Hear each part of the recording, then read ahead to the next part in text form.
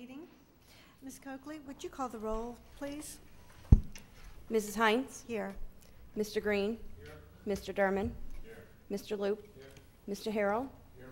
Mr. Nation? Here. Mrs. Richardson? Here. Mr. Winkler? Here. Mrs. Drucker? Here. Mr. Betancourt? Here. Mrs. Lamy? Here. Mr. Hersey? Here. Mr. Breaux? Here. Mr. Kuzan? Here. Mrs. Page? Thank you very much. Would you please rise and join us in the invocation and pledge, which will be led by Ms. Lamy tonight.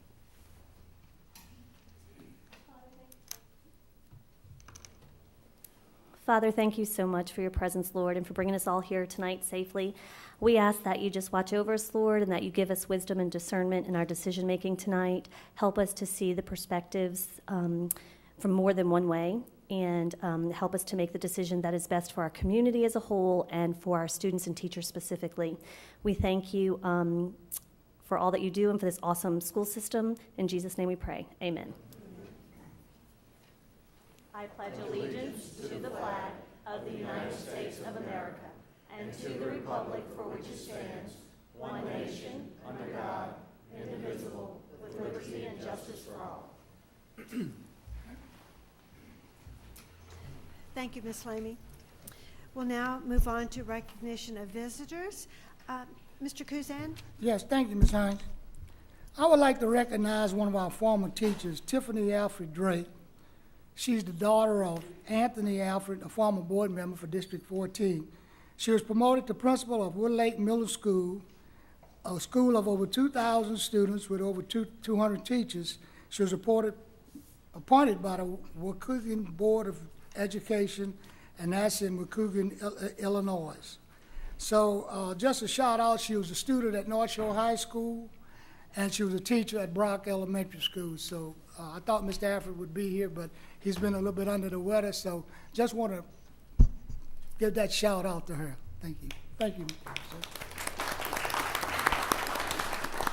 Thank you, Mr. Kuzan. We do appreciate that you've brought that to our attention. It's great to hear someone who's done so well.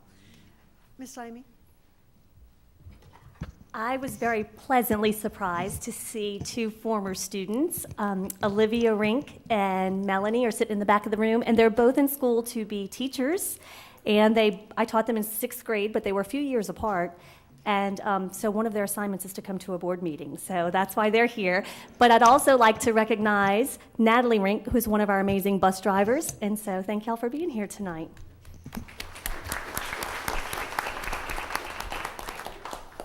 Anyone else?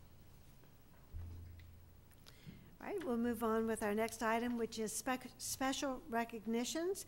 The first one is NOCTI America's Future Workshop Video Competition winner, and we have Ms. Strataberger for that.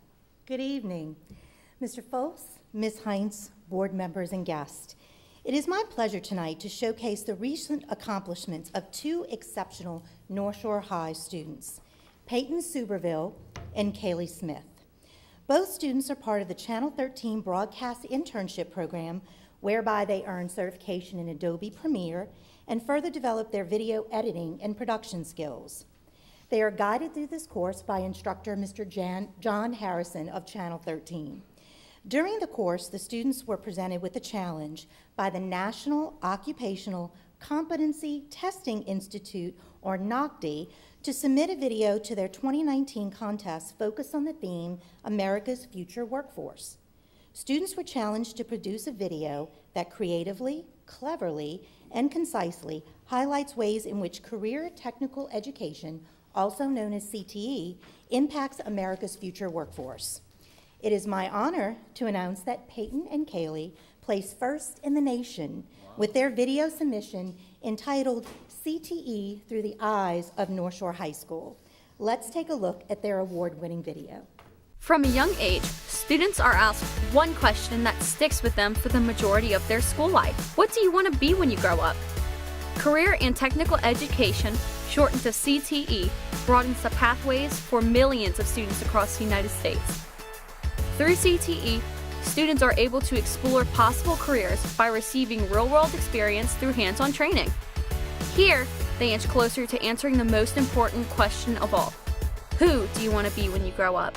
From honor students to those anticipating enrollment in trade school, CTE provides opportunities to anyone and everyone seeking real-world experience. North Shore High School offers 17 CTE classes to help prepare students for America's future workforce. Where do you see yourself years from now? Maybe it's working in one of the biggest industries in the United States, farming. North Shore's Agriculture 3 department teaches students the fundamentals of raising and caring for animals. They receive hands-on experience and learn the ins and outs of the industry. Is cooking your passion? Many of the world's greatest culinary geniuses start up at a young age. ProStart allows students to jump ahead in the culinary industry. In today's computer-based world, it is vital to have the knowledge and skill work to operate a computer. IBCA teaches you basic computer skills and fundamentals of business applications. Is technology less your style and hands-on more your calling? Carpentry at North Shore allows students to show their creativity by building and designing. What's the most rewarding part about CTE? Students are able to earn an industry-based certification, putting them one step ahead of the game because they already have hands-on experience. If you don't know who you want to be when you grow up, CTE is a good place to start. CTE prepares students to impact America's future workforce.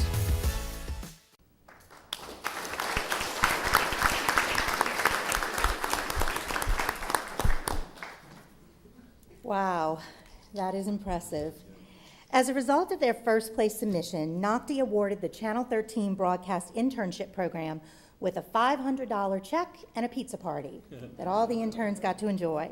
Mr. Harrison has already put that money into practice and bought a second video camera for the Channel 13 interns to do their video productions.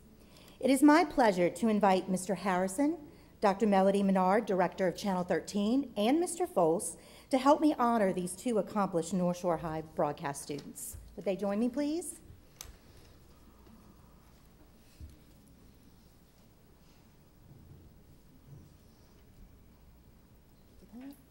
Please help me congratulate Peyton Suberville.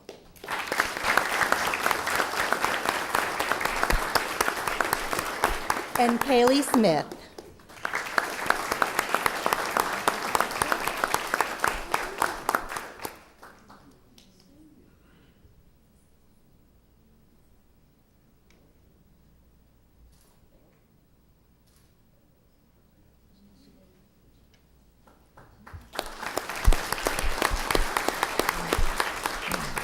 I would also like to thank Peyton and Kylie's parents, along with their principal, Mr. Jabby, who could not be with us tonight, for all their support. Would they please stand to be recognized?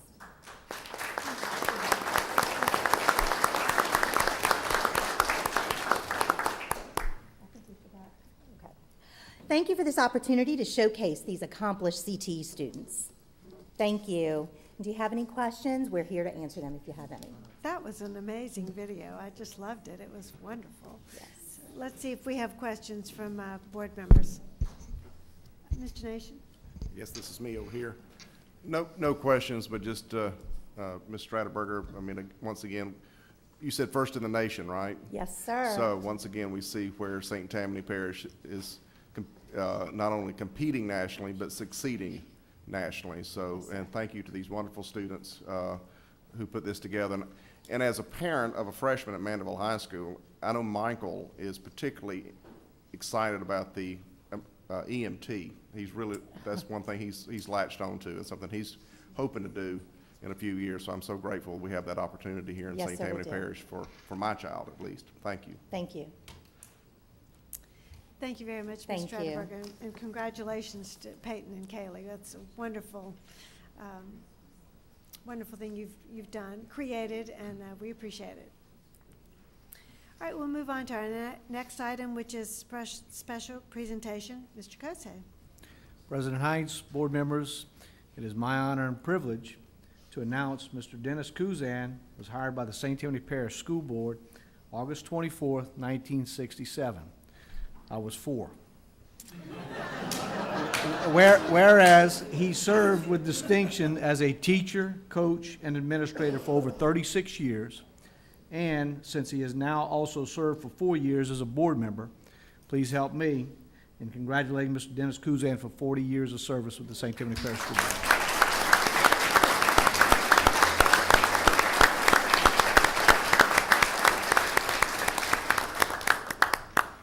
Congratulations, Mr. Kuzan. Do you have any words you'd like to leave us with this evening?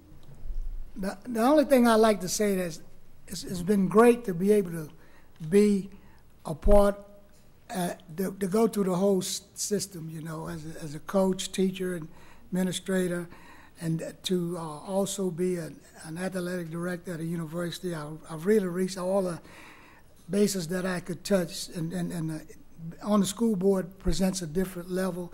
I really appreciate everything that all the board members do and all the staff. We have a great staff here, and it's very important to understand that the St. Tammany Parish school system is one of the best systems in the United States of America.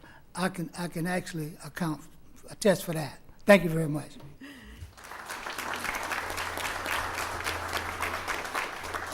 Thank you, Mr. Kuzan, and we certainly appreciate you. Our next item is public comments. For 5 minutes, we had no one sign up, so we'll move on to 3 minutes. For 3 minutes, we did have someone sign up. That's Ms. Barrios. If she would come to the podium, please.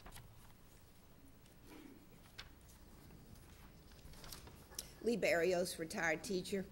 Good evening, board members. I want to say, first of all, I think you all know that I support this school system and how hard I've worked, not only for this school system, but for public education throughout the state since I've retired. I'm here to ask you tonight not to vote for the ITEPs. A yes vote to approve these ITEPs tonight will divert almost $900,000 that St. Tammany voters approved as millages coming out of their pockets specifically for the benefit of our schools. While the state constitution, Article 7, Section 14, wisely states that the funds, credit, property, or things of value of any political subdivision shall not be loaned or pledged or donated, an exception was made in Section 21 for these tax rebates to private for-profit businesses. These rebates were previously controlled and issued by the state, but now you, on behalf of the taxpayers of this parish and those who elected you, have control of this situation. Those of you who have been reelected or retained your position by default are well aware of the millions of dollars expended for the purpose of privatizing our public schools by replacing them with charter schools governed not by the taxpayers, but by non-elected school boards. I'm looking at you, Jack Loop, because you have worked hard. These efforts are largely led and funded by the Louisiana Association of Business and Industry and their corporate partners. You are also aware of Act 1, one of the most destructive pieces of education legislation ever passed in Louisiana, passed with the full support of business and industry. That legislation removed much local school board control of our schools. Now you have been given this modicum of local control with the ability to recoup, going forward, a small portion of the millions of dollars lost as a result of 8 to 10 years of a stagnant MFP and years of previous tax exemptions, which amounted to approximately $1 million annually. Why would you now vote to give away our local tax dollars? What opportunity have taxpayers had to weigh in on this? You received notice from LED on February 28th that you had 60 days to consider these exemptions. You took 5 weeks to put it on the Business Affairs Committee and just 1 more week for this final vote. It could have been on the March 14th agenda, then carried over until tonight, leaving time for the board to reach out to the public and even to have a special meeting or public hearing. In the flyer that was distributed to the employees and teachers of the school system, asking for their support and vote for the upcoming bond issue, you note in the corner, local taxes are the only source of funding to maintain and improve school buildings. Are you really going to give away close to $1 million of the very funding you are asking for them to approve? Thank you. Thank you, Ms. Barrios. All right, well, next we'll move on to our agenda items. The first one is approval of the minutes from the regular meeting held on March 21st, 2019. Do I have a motion to accept? I have a motion by Ms. Richardson, a second by Ms. Page. Do we have any comments from board members on those minutes? Do we have any comments from the public? If not, will you please vote on the machines to accept the minutes?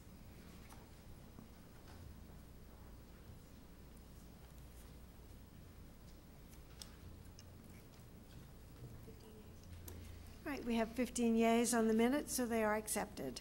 We'll move on to our next item, which is appropriate retirement resolutions for the following non-certificated personnel subsequent to March 21st, 2019. Mr. Kose. Susan R. Bosarge, Harrison Curriculum Center, 16.31 years, all in St. Tammany Parish. Thank you. Do we have a motion by Mr. Derman to accept the retirement resolution? We have a second by Ms. Lamy. Do we have any comments from board members? Any comments from the public? If none, would you please vote?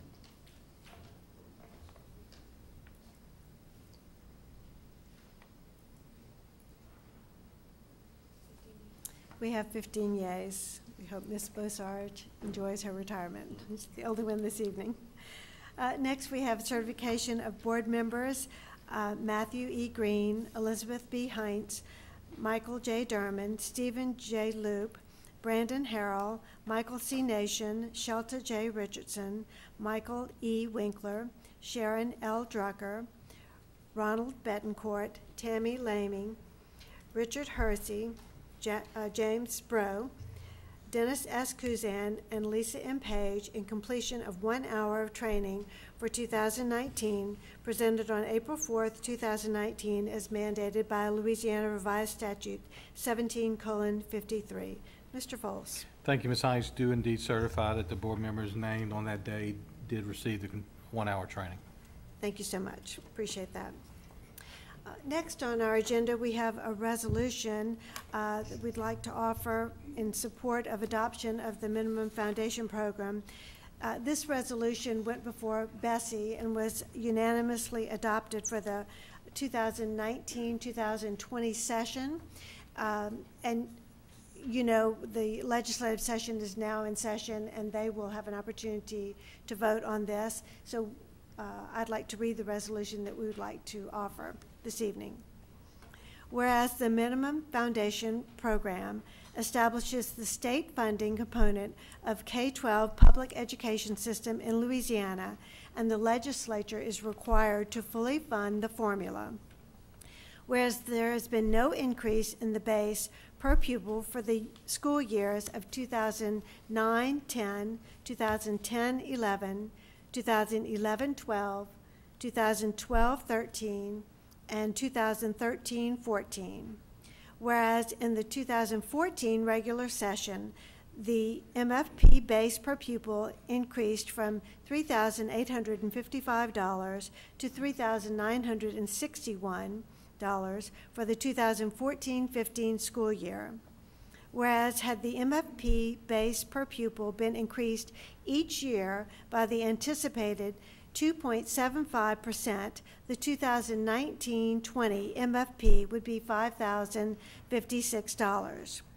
Whereas Bessie has unanimously recommended a 1.375% increase in the base per pupil of 2019-20, raising the base per pupil from $3,961 to $4,015. And whereas Bessie's recommendation also includes additional funding in Level 3 of the MFP dedicated to an increase in compensation for teachers and support workers in the amount of $1,000 and $5,000 respectively. Whereas the St. Tammany Parish School Board has been absorbing ever-increasing operational costs from healthcare insurance to technology to security of students to curriculum to alignment of new state standards and increasingly demands of the state accountability system without increased state funding. Whereas Bessie's unanimous recommended MFP will benefit local school districts in every parish as well as every public charter school in the state. Whereas the St. Tammany Parish School Board finds that Bessie's recommended MFP, which divides the increased funding between a dedicated teacher and support worker pay increase and an increase in per-pupil funding will help meet the ever-increasing cost of providing a public education to every child that presents at the doors of our schools. Now, therefore, be it resolved that the St. Tammany Parish School Board supports the unanimously approved MFP adopted by Bessie to increase the MFP Level 1 per pupil by 1.375% and to provide funding for a dedicated teacher and support worker pay raise in Level 3 of the MFP. Be it therefore resolved that the St. Tammany Parish School Board urges the legislature to approve Senate Resolution 3, authored by Senator Dan Morrish, and House Concurrent Resolution 1, authored by Representative Nancy Landry, adopting the MFP that was unanimously approved by Bessie for the 2019-20 school year. Finally, be it further resolved that the St. Tammany Parish School Board directs the superintendent to forward a copy of this resolution to each member of the St. Tammany Parish legislative delegation, to Senator Dan Morrish, and to Representative Nancy Landry, and to Governor John Bell Edwards. And I'd like to move that we accept this resolution. We have a unanimous second on that. That's wonderful. Do we have any comments from board members? All right, do we have any comments from the public? If not, we'll vote.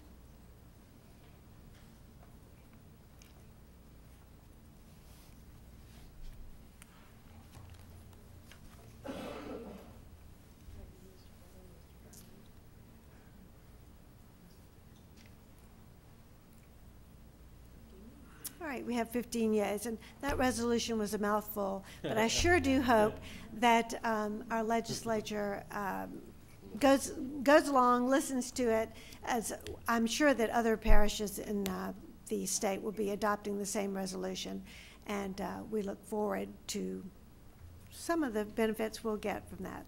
Thank you very much. All right, we'll next move on to adopt a resolution levying millage rates for the year 2019 for a total of 62.41 mills, and I've asked Mr. Nation to read that resolution. Thank you, Madam President, and I'm honored and delighted to be able to introduce this resolution tonight. Be it resolved that the following millages are hereby levied on the 2019 tax roll on all property subject to taxation by the St. Tammany Parish School Board. Constitutional tax, 3.65 mills. Additional support tax, 4.64 mills. Constructing, maintaining, and operating tax, 3.30 mills. Additional support, improving, maintaining, and operating tax, 34.03 mills. Additional support tax, 2.89 mills. Bond and interest tax, debt service for District 12, 13.90 mills, for a total of 62.41 mills.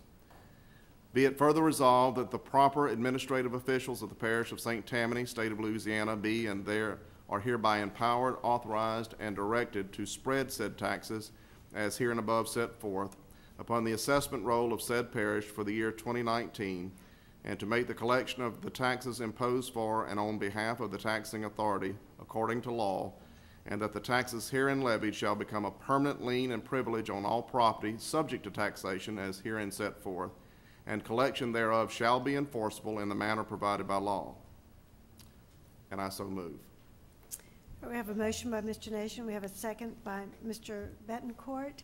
And at this time, I'm going to ask our bonding attorney, our attorney from Foley Judell, Mr. Grant Schluter, to come forward and just speak to this resolution. The timing is important on the levy of taxes this year because you want to levy them before the May 4th election to lock in the 2 mil reduction on your outstanding bonds. Of course, you have the bond proposition on the ballot for May 4th. You also have the 2 mil security tax for SROs and mental health professionals at each of your schools. And we would like to lock that in now, the 2 mil reduction, so that if the security proposal is approved by the voters, you will have no net increase in the total taxes levied by the school board. And this 2 mil reduction in the bonds of the school board is just the latest reduction. You had a 1 mil previously, and you, over the years, you continuously have had a reduction in that bond millage.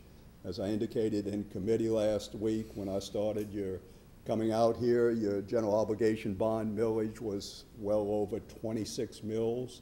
This will reduce it further down to 13.9 mils. And you've also, the voters have been kind enough to approve various bond issues so you can continue with your capital improvement, infrastructure improvements, and at the same time reducing your millage. Thank you, Mr. Schluter. Now I'm going to ask if any board members have a question. Mr. Derman? Thank you, Ms. Heinz.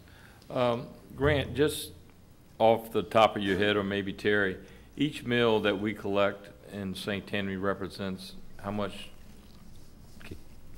in actual funding? It's 2.1 million with the current, the 18 tax roll. Okay, so the 2 mills that are going to go towards our security is roughly going to generate 4.2 million. Okay.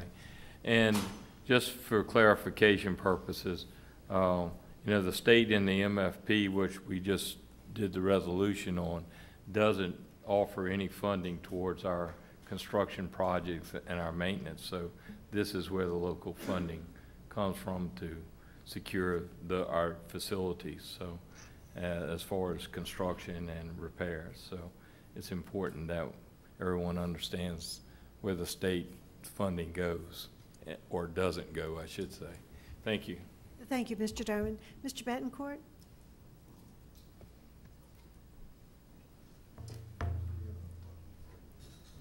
Right there. Sorry about that. Thank you. Terry, last week in committee, you mentioned a figure of roughly what we've saved taxpayers from reducing our millages through the year that Mr. Schluter had just explained.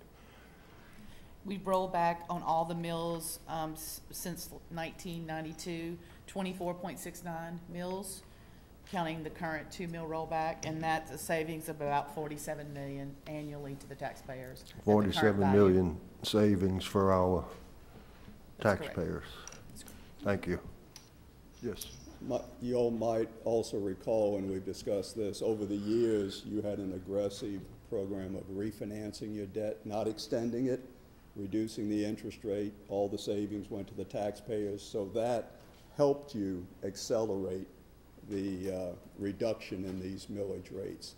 As I recall, and I don't have those figures with me, and I believe it was about 11 million in savings over the life of the bond issues, over a number of refinancings that you've done over the last 10 to 15 years. So that's been very instrumental also. Also, Stephanie Ferry is here also with Raymond James if you have any questions about the bond market and so forth. It's obviously very good now. Rates are low, and particularly on municipal bonds. Thank you, Mr. Betancourt. Mr. Nation, do you have a question? Yes, thank you, Madam President. Mr. Schluter, it's always good to see you because you always bring good news. Tell us, remind the public and remind us again why we're able to enjoy such favorable bond rates. Well, you have a high bond rating. You have a AA, and there's only a handful of school boards in Louisiana that have the AA for their general obligation bonds, which is the primary credit rating.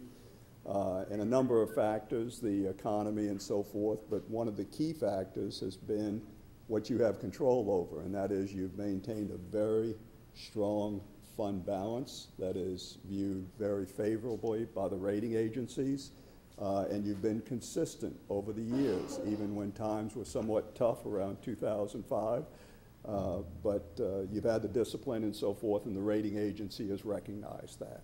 And if I recall from previous rollbacks that we've done, at least since I've been on the board, you mentioned that how we not only do funding, but also how we budget our construction. I mean, the project management, you might say, has been a model for others? Absolutely. Over the last 2 or 3 decades, you've, every 5, 6, 7 years, you've gone to the voters to ask them to consider continuing with your capital improvement plan and program without a millage increase. So basically, you have submitted proposals that did not increase taxes, and in fact, it reduced taxes, and then waited another 5, 6, 7 years until you were able to go out again without a millage increase. So it's worked very well. A number of school boards across the state are doing that also now, and we have a number of school board proposals out there for May 4th along with yours. Right. Well, just another example of where this school system leads the state and how we do things, but also I'd be interested to know, and of course we will never know, but how many other school systems in the country do it quite the way we do it, enjoy, you know, what we do. I mean, certainly we, and of course I would submit, I would wager a bet that we probably lead the nation in the way we do this as well, because there are not many school systems. There would be a small percentage of school systems that enjoy the reputation that we do with our tax, with those that support us, and have consistently supported us. So, as I said last week, and I'll say again tonight, just for the record again, the couple of bond presentations that I went to, bond election presentations I went to with the supervisors, you know, I sang the praises of 2 unsung heroes, that's Terry Prevost and Cameron Tipton, you know, because it's a both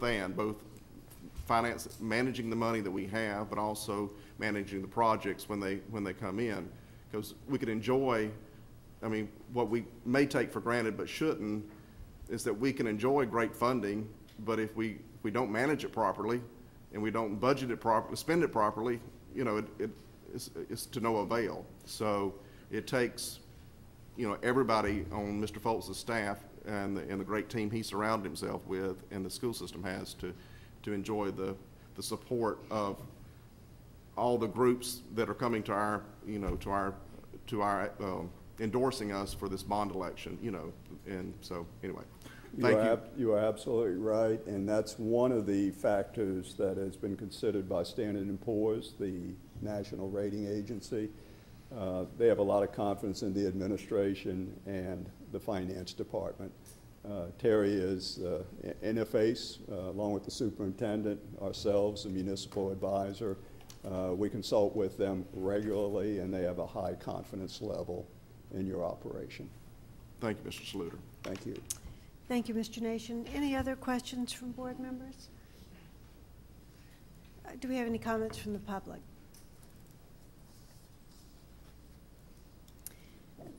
Thank you, Mr. Schluter. We're going to now take a vote to adopt the resolution levying the millage rates for the tax year 2019 for a total of 62.41 mils. Would everyone please vote?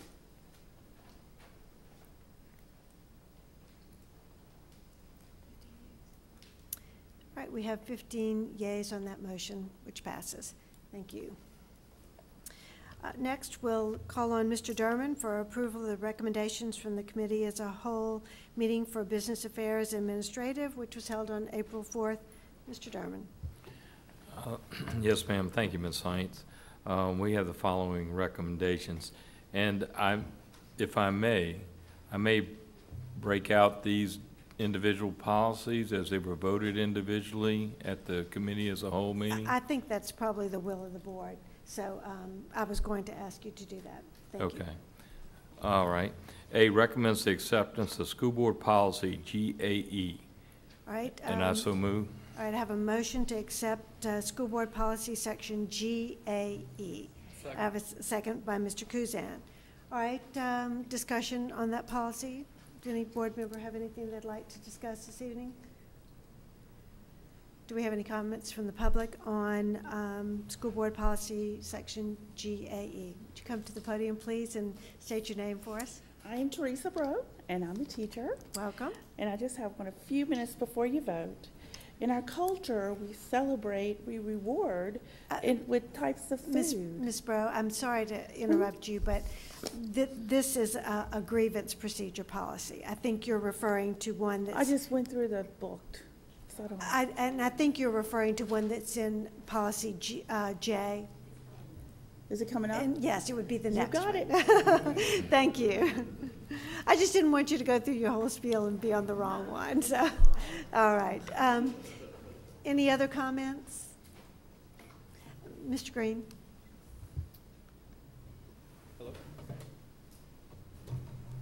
There we go. I just want to point out that the addition of that appeal process actually aligns with what we've already approved in our policy. So if there was any, objections to that I did want to point out that it aligns with file ABB in the school board's power and responsibilities, which under that specifically says on certain occasions the school board shall and serve as a judicial body to hear complaints and appeals of administrative decisions for employees, public, and our patrons. So that's a policy that has already been improved and on our website. So this just aligns with that. Thank you very much. Any other comments from the public? All right, if not, we'll please vote.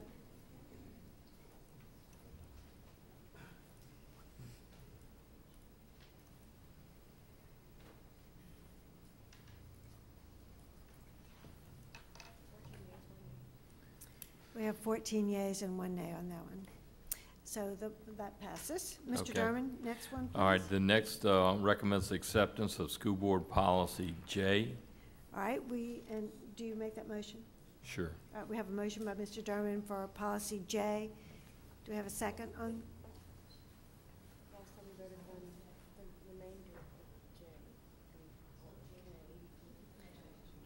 All right, this will be all of J.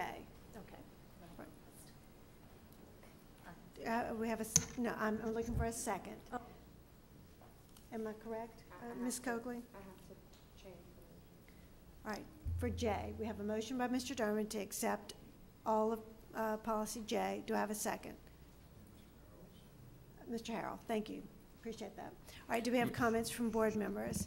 It Ms. looks like- Hines, I do want to say that it is policy J as referenced out of the committee. So any changes that were done and voted on and passed out of committee would be attached to this policy. All right, yes. All right, comments from board members? Ms. Lamey? I'm going to just repeat what I've said before. I very strongly disagree with stating that rewards and incentives, school board will provide teachers and other relevant school staff a list of alternate ways to reward children. Food and beverages will not be used as a reward or withheld as punishment for any reason such as performance or behavior.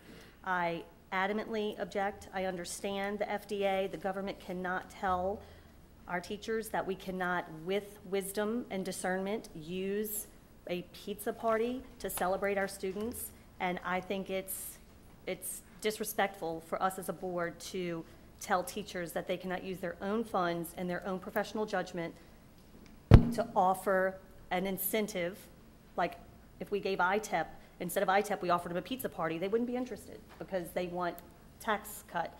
If we offer students raisins, they're not gonna, that's not exciting. Or if we say you can have time to stand up. I mean, do you understand? So I'm just I want everyone just to consider that we are already mandating so much of what teachers can teach, how they teach it, when they do it, everything. This is just another thing that we're tying their hands and feet and showing them that we're going to show you a list of options or a better way. I'm all about healthy eating. I'm all about training our students. I think it's extremely important that we teach them good habits and that we teach them physical activity and exercise.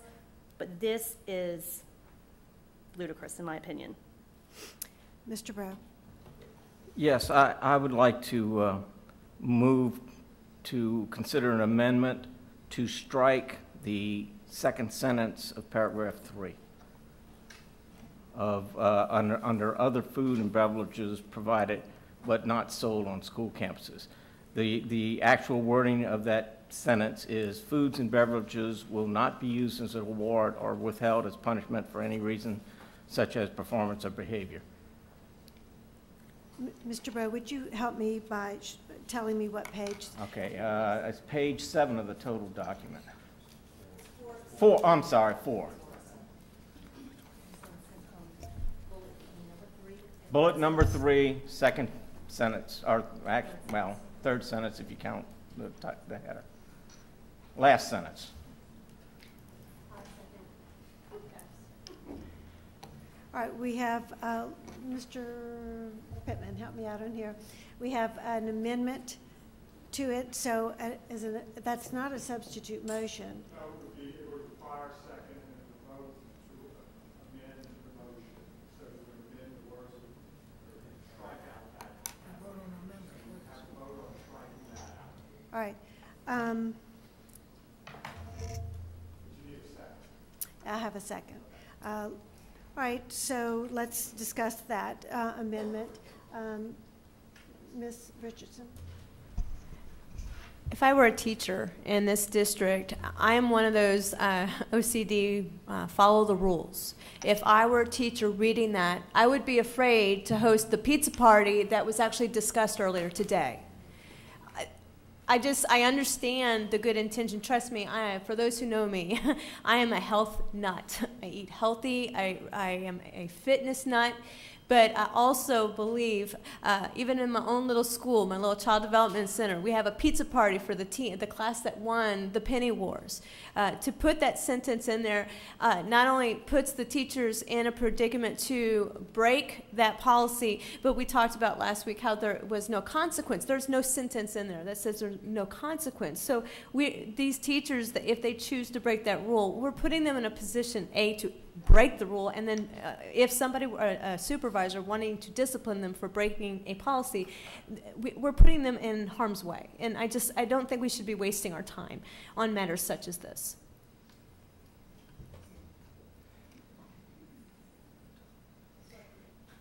Do we have any other comments, Mr. Betancourt? Thank you, Madam President. I don't have a problem with rewording that section 3 right there.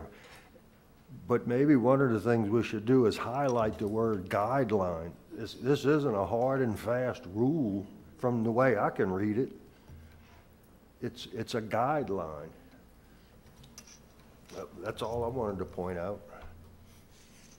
Well, I appreciate that, Mr. Betancourt, because I personally feel like if there's a pizza party at school, then it should be sanctioned by the principal. You know, that a teacher shouldn't be allowed to just declare a pizza party day, that it should be sanctioned by the principal. That being said, Ms. Page.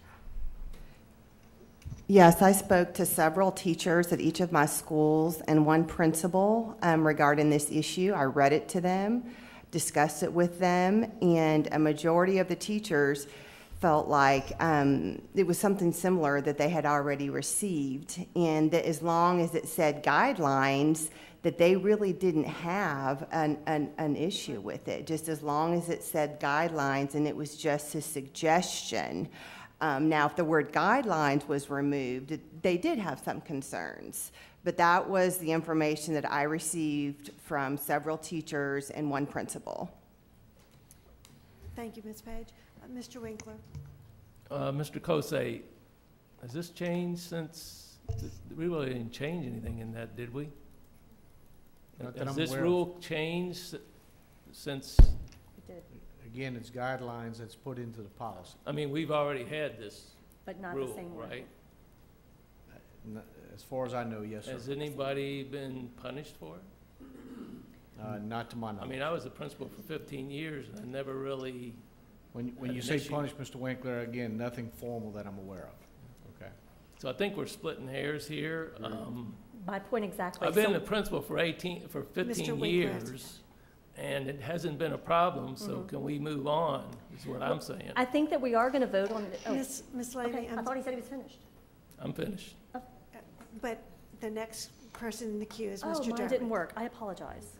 I apologize. I Mr. looked at it Durham. before nobody told me. Thank you. I'm just trying to figure out what we're trying to say, or what the motion was on the floor. And Mr. Bro made, was it to take it out or reword it as far as foods and beverages not to be used as a reward? I just recommended we remove the last sentence. Foods and beverages will not be used as a reward or withheld as punishment for any reason such as performance or behavior. I don't think it's necessary, and to me, I think it would put fear in teachers for having parties. Well, I'm just asking, that was your motion? That's my motion, just to remove that last sentence. That's all I was just That's trying the only to clarify guideline, what we were talking about doing, that's all. Thank you. Thank you, Mr. Derman. Ms. Slamey?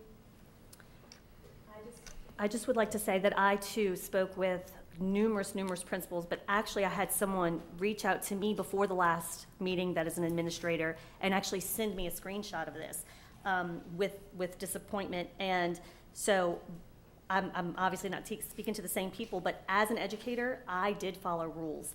And if there was one parent in my class, which never happened, but that did have a problem with it, and they were able to find something that said they will not be used as a reward, to me, that's like Mr. Winkler said, why are we even splitting hairs here? If we're not going to enforce this, what is the reason for putting this in here? That's my opinion. Thank you, Ms. Slamey. Mr. Kuzan? Thank you. I don't want to sound like a villain, and I understand both sides of the issue. But what happens if one of the students get choked on one piece of that we're eating? Who's the responsibility? Who does it fall on? It falls on the St. Tammany Parish School Board. Now, I can certainly understand both sides of the issue, but what you have here is a guideline from the federal government, right? And we're just inserting that. So whatever this board decides, I'm certainly going to honor that. But you just got to remember what the responsibility is going to lie if something happened to one student from one party. And that's all the point I want to make. Thank you. Mr. Green? I think the policy tries to prevent a bunch of rewards continuing and continuing. So instead of removing point 3, can we just say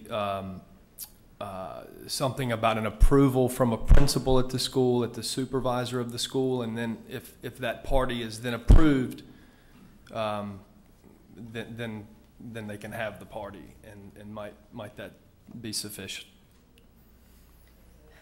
Well, Dr. Sanford, if a teacher wanted to have a pizza party at a school, wouldn't it have to be approved by a principal? The principal is the person who would be responsible. Thank you. All right. Ms. Slamey? Pardon? Thank you. All right, so now we have an amendment on the floor to vote on, and that's to remove this last sentence. Mr. Nation, did you have something you wanted to say? Yeah, just one question, I guess. So if I understand this, and as I said last week, I don't necessarily think food should be used as a reward, but I'm kind of ambivalent, truly. But the pizza, it doesn't seem to me this is speaking to pizza parties. I mean, if a teacher wants to have a pizza party, it can just have a pizza party. I mean, it don't have to be a reward or a punishment. If I was a teacher, that's what I'd say. No, this is not a reward, or it's a punishment for it. I just want to have a pizza party. I mean, right, it has to be approved by the principal, but I mean, that's the way, just as long as it's not used as a reward or a punishment, there's nothing that says, in this policy says we can't have pizza parties at school, or unless I'm misreading something, so, anyway. I appreciate that point, Mr. Nation, because I think the intent here is that we don't want our teachers continually using food as a reward in the classroom. And, specifically if they have food in the classroom, that it would be the approved list or the approved rewards that are provided. It says there would be a list of alternative ways to reward children. So, all right, do we have any?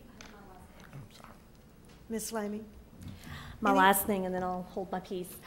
If you would just try to put yourself in those shoes and say, okay, we just don't want our teachers to have food to give.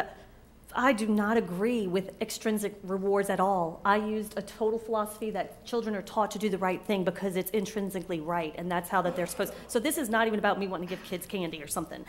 But the more and more we belittle our teachers by saying, You know, we just want to let our teachers know that we don't want them to have this and that we don't want them to do this and that they didn't go to school to get a degree to be certified and understand children development and what's appropriate and what's not. And so I guess that's my biggest issue. It's not about food. It's about, again, tying teachers' hands and feet and telling them how, when, and where to do their teaching. Mr. Bro. Yes, the only comment I have is that, of course, the first sentence, which says that the school board will provide teachers with other relevant school staff a list of alternative ways to reward children, that remains in there. The second sentence is very strongly worded. It says for any reason, and that's, I think it's too strong, and I'm recommending that we remove it. All right, Mr. Nation, and this is the, just a quick, I'd like quick to wrap statement. it up with board members. Just a quick statement. Actually, I totally agree with what Ms. Lamy just said. You know, I mean, as the husband of a public school teacher for 25 years, I have every confidence in my wife's intelligence to read this policy and say, and just to her point, because teachers are highly trained, and look at this policy and come up with the same conclusion I did.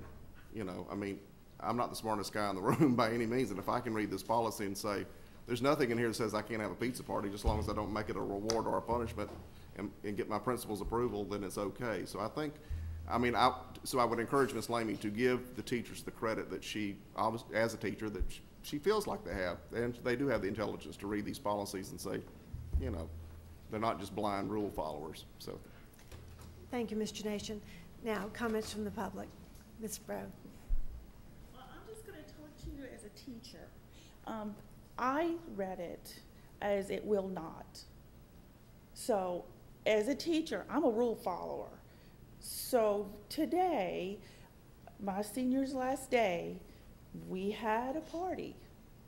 We had pizza, we had music playing, we talked about our dreams, and that is a moment, after 37 years, I do it every year, I keep in my heart, because that's a time where we connected. I teach a very difficult course. There are frustration of tears all year from me and from the students. And those times when we can connect, those are special. That's what teaching is about.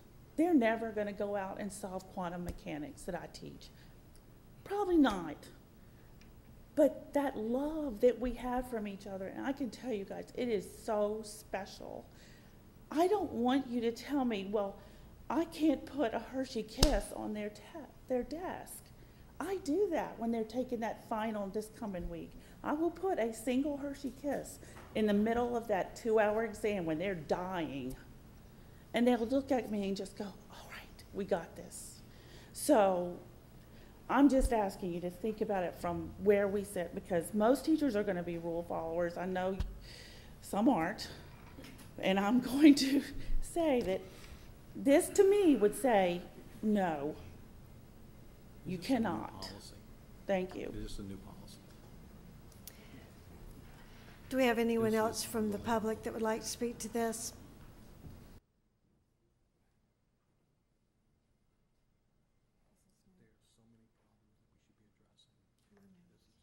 Debbie Green from St. Tammany Federation of Teachers and School Employees. As I said last week, I do not agree with this. For the same reasons Ms. Lamy is speaking, I feel the same way. I spoke with several teachers and several principals this week after the board meeting, and they're all appalled by what is happening to them. Everything teachers have been, what they've had to do over the last few years is jump through hoops already. This is just one more hoop for them. You know, there's no more autonomy at all. Everything has to be done this way, this way, this way. Teachers don't have the ability anymore to say, I'm going to do this for my kids. No, I have to do it this way. I really believe you all should reconsider this particular statement that's in there, that last part, and just leave it at the teacher's discretion, or say you can get approval by the principal, but don't take it away from them. Don't take it away from them. And as last week when we spoke, whether it's a pizza party, or it's a Hershey's Kiss, or if it's a little Smartie, kids respond to that type of reward. A sticker, it doesn't go too far, other than maybe in pre-K. So I ask that you reconsider what you're doing here, because it's going to have a lasting effect, and I don't think it's going to be a positive one. It's just taking too much away from teachers, the little that they have left. I would ask that you reconsider this. Thank you. Thank you, Ms. Green. Board members, I'm going to ask you to keep your comments very brief. Mr. Derman. I just want to ask Mr. Kosei, representing administration, is this part of the same policy that we've had in force for a number of years? Yes, sir. So all of the pizza parties that we've had in the past fell underneath these same guidelines? For years now, yes, sir. So we're not really changing anything, other than this is the same exact wording, and that all the teachers have had the flexibility to do with this policy that's been in effect, that basically if the principal at the school approves the party, it's okay. Technically, it's incentive or reward here. So the wording you're looking at. We're arguing over something that's been in effect for a number of years and hadn't seemed to create any problem up until now. That's all I'm saying. Thank you, Mr. Derman. Mr. Betancourt, this is going to be our last comment on this.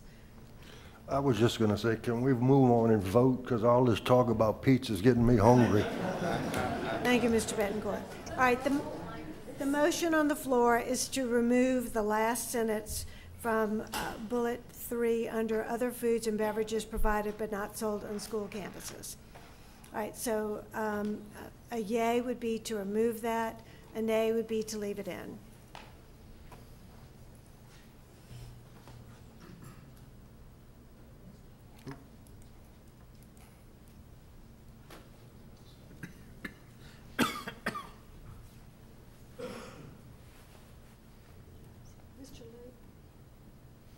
Mr. Luke.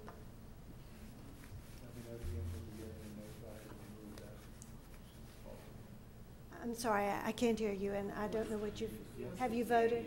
He wants to know what yay and nay means. And the yay would be to keep that, to remove that sentence, and nay would be to keep it in.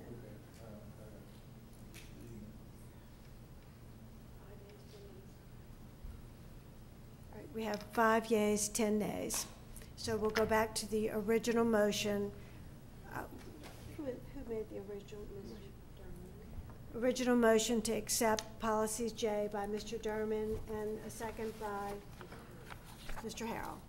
All right, do we have comments on section J? Do we have any comments from the public on section J? All right, all those in favor of the policies in section J?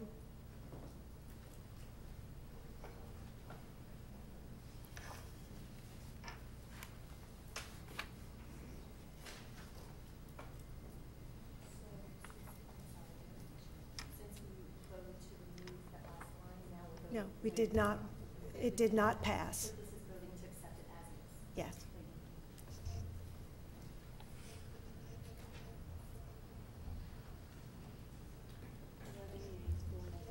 Eleven yeas, 4 nays. So section J passes. Mr. Derman. Thank you, Ms. Heinz. Recommends acceptance of school board policies K. All right, we have a motion by So moved. Mr. Derman and second by Mr. Green to accept school board policies K. Do we have any comments from board members? Do we have any comments from the public? If not, would everyone please vote?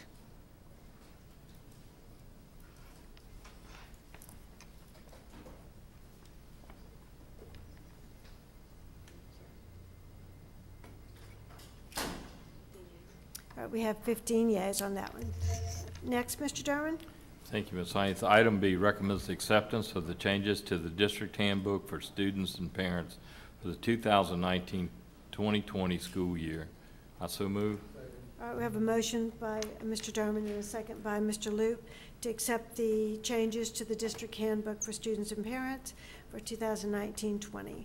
Do we have any questions from board members? Ms. Heinz, if I may, it's just adding some definitions and clarifications regarding terrorism in the Thank you. handbook. Do we have any comments from the public? If not, would you please vote?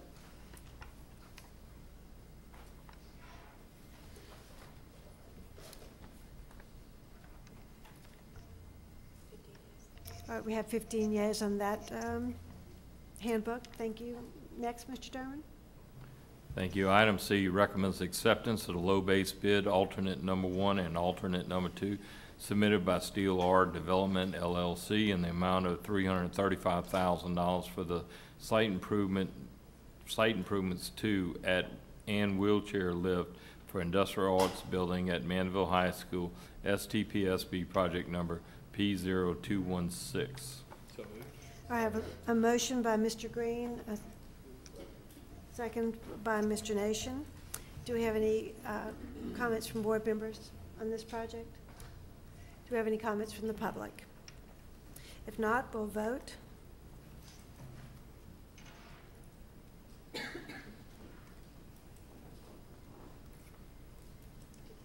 We have 15 yeas to accept that project. Next, Mr. Derman.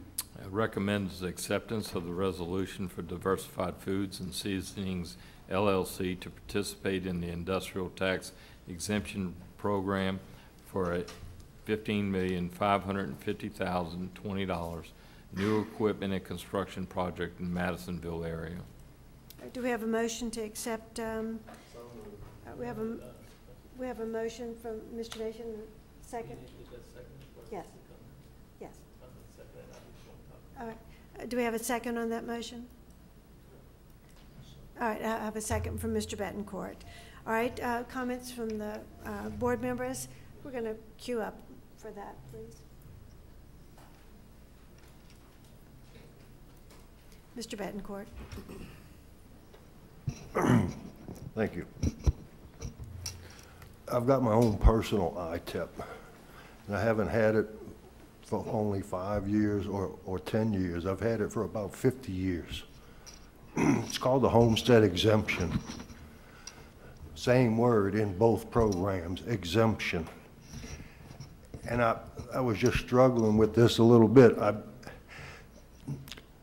I just get a little sense of some, hypocrisy going on when I was told, well, it's not the same thing as an ITEP. Well, it's a tax exemption.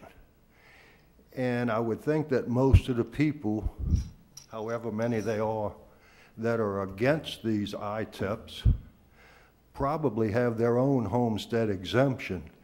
And I wonder what the impact of that money would be through the years if all of us went to the assessor's office tomorrow morning and decided to rescind our exemption. But I don't think there's going to be a big line at the assessor's office tomorrow morning. And I just fail to see why it's okay for me to have a tax break, but I don't want Joe to have a tax break. So I hope I made a little bit of sense out of this, but I think this is good for our community. It's ultimately going to be good for our school system. It's good for the entire parish. I just wanted to state that. Thank you. Thank you, Mr. Betancourt. Appreciate that perspective. Mr. Winkler. Yeah, I'm going to vote negative on all three of these. Basically, I went to 4 of the bond issue presentations, which were done great by our administrators. And I looked in these 4 different schools, I looked in those employees' eyes. They're worn out. They're like a lot of you people in here have been working all day, and they're paying taxes. And they're paying taxes that go for our school system. And I can't go to them anymore and look at them in the eye after allowing this money to escape our system. Education supports business. We provide quality employees to you. You should be willing to pay us to do that, not tried to get away with not paying, in my opinion. I may have been an educator all my life, so I don't see it from a business stand, I guess. So our system has done its job by providing young men and women with the basic skills that business needs, and that's why you're coming here. I would think you would want to pay for that. Also, I see myself as a representative of the people in my district, and they have let it be clear to me that if this issue, if we pass this issue, that there's a very good possibility that they will not vote for our upcoming bond issue. A lot of these people feel that strongly about it. And for that reason, I'll be voting negative on these. And in my opinion, if we pass these exemptions, it's not in the best interest of our school system, because people out there consider this on the face that we're turning down a business's money who is in business to make money. Educators aren't in the business to make money. We're in the business to make people better. So we don't understand why people don't want to contribute to that. So basically, that's where I stand on this. I've wrestled with this because other people have told me it's good for the system. I can't see it. Sorry. Thank you. Thank you, Mr. Winkler. Mr. Rowe. I spent a lot of time evaluating all three of these. I'm pro-business. I really want to have more jobs here. Every which way I could evaluate this, I looked at it. I gave this company credit. I gave all the companies credit for their sales tax that they use when they build their construction. This was collected last year. It's already revenue. But I gave them credit for that. I gave them credit for the employees and a portion of their payroll that they'll be using to go out and purchase things, and we'll get sales tax from that. I gave every credit I could, and this one came out negative in every case. We have a negative return on investment. We are giving away more money than receiving over 10 years. That's not true for all three. But for this one, I have to go with cannot accept a negative return on investment on this ITEP. And I'll be voting no on this one. Thank you, Mr. Rowe. Mr. Green? Thank you, Ms. Heinz. I find it rather ironic that we unanimously approve a resolution to essentially beg for a request for an increase for the MFP when the direct result of giving out local tax dollars through property tax exemptions directly results in a need for more funding at the state level in the MFP, which we know has not increased or been an effective way to fund our public school education in this state for a long period of time. I'm going to spare everyone here for having to listen to this 3 times because I voted against these 3 times in the committee as a whole meeting, and I do stand by that still. I do want to thank Ms. Prevost. I know she works tirelessly with our friends at St. Tammany Corporate to model these numbers and generate return calculations on top of her responsibilities for overseeing a $418 million budget. You are an extraordinary talent and dedicated employee of the school district, and we are fortunate to have you serving us, so thank you very much. Second, I want to thank the 3 businesses here for taking their time to represent their companies. I appreciate your long-standing commitment. I sincerely do appreciate your commitment to this community, and I congratulate you on your successes. These tax exemptions are available to you through state law, and you are well within your rights to be here seeking them for what is best for your shareholders and bottom line. It may not seem to you, but I am business friendly and I want your businesses to remain and thrive in our parish and state. But we must work together to align the economic incentives of business and government to make this work for everybody. I would implore those that would want to build a more favorable business environment to mirror the policy successes of states like Texas, which, by the way, have lured most, if not all, of our larger oil companies to its state, and that has not been through property tax exemptions. As I stated last week, I think we're going about this all the wrong way. I believe in order to provide real and tax incentives and relief to business in the state, we first look at corporate income and sales tax reform, not through breaks on property taxes.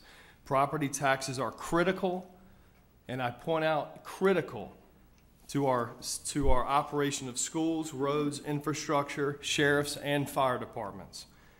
Will your businesses need fire protection? Will they need protection from theft, and will they need roads so that they can deliver their goods? And do you want your employees to have the option to send their kids to the best schools in the state of Louisiana? We don't have to look far to point to examples of ITEP's failures across this state, and I will point to East Baton Rouge Parish as one of a shining example of a system that has been failed by the ITEPs.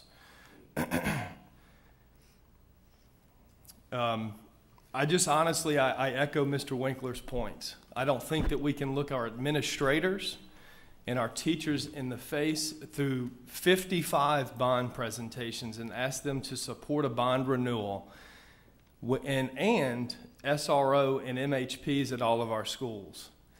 And again, this is to protect our schools, and frankly, I think our businesses should support and want to stand by that. In the long run, and I'm just going to try to cut this short because I know I'm wearing on everybody here. In the long run, fulfilling a request on the possibility of greater overall economic return to our parish is nothing more than a gamble with taxpayer education funds, and one that I cannot and will not support. Thank you, Ms. Hines. Thank you, Mr. Green. Mr. Nation. Thank you, Madam President. Ms. Prevost, first to you. The ITEPs, particularly with diversified foods, if I understood correctly from last week, there are some that are expiring, correct?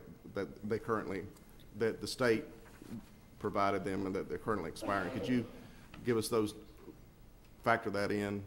Yes, I was able to get that information from the assessor's office. They provided it to me.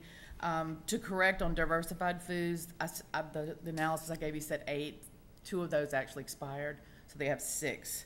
1 is expiring in 20. That one's $2.5 million. 1.2 million expiring in 21.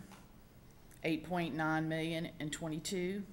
343,000 in 22. 4.3 million in 23. And 376,000 in 24. That's for diversified. And so how does that affect the loss that everybody's so concerned about? I wouldn't have that information, but those dollars are going to come back on the tax roll. And which we'll benefit from. That's correct. Thank you. Couple of things. One, just to the point about MFPs and construction. I mean, MFP is for operating. I mean, and these millages are strictly for construction. So I don't see the connection between the MFP and our construction millages. Secondly, I'm really baffled by both the members of this board as well as members of the public and the hysteria in the connection between the bond election and us. And us for approving an ITEP. I can look every teacher, every administrator, every taxpayer squarely in the eye and say, yeah, we're doing this because we've also provided you a no tax increase. We've also rolled back your property taxes for the past few years. So anybody on this board hanging their head and can't look folks in the eye needs to revisit what this board has done, at least since I've been on the board in terms of rolling back millages. What we heard Mr. Sluter say tonight, what we've heard Ms. Prevost say, we've heard over and over again, we have rolled back millages. Let's say it one more time. Mr. Sluter, Grant's probably gone by now, but we started out with what, with Mr. Sluter? It was over 26 for the debt service millage, right. The one we're rolling back, and now it's 13.9.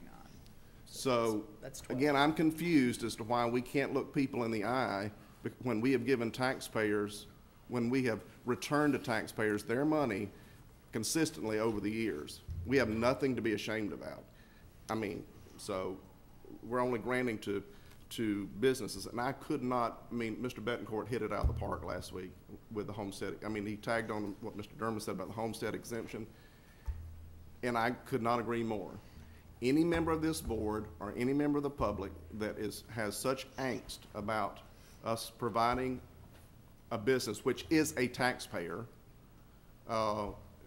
we're not giving away taxpayer money. We're simply not taking as much from a taxpayer because in order so they can expand their business, which is at least my philosophy of taxes. It's not the government's money, it's my money, and we're not taking as much as we need because we can do without. I mean, not do without, but it's not going to hurt us. I mean, in the end. Again, I just want to piggyback on Mr. Betancourt.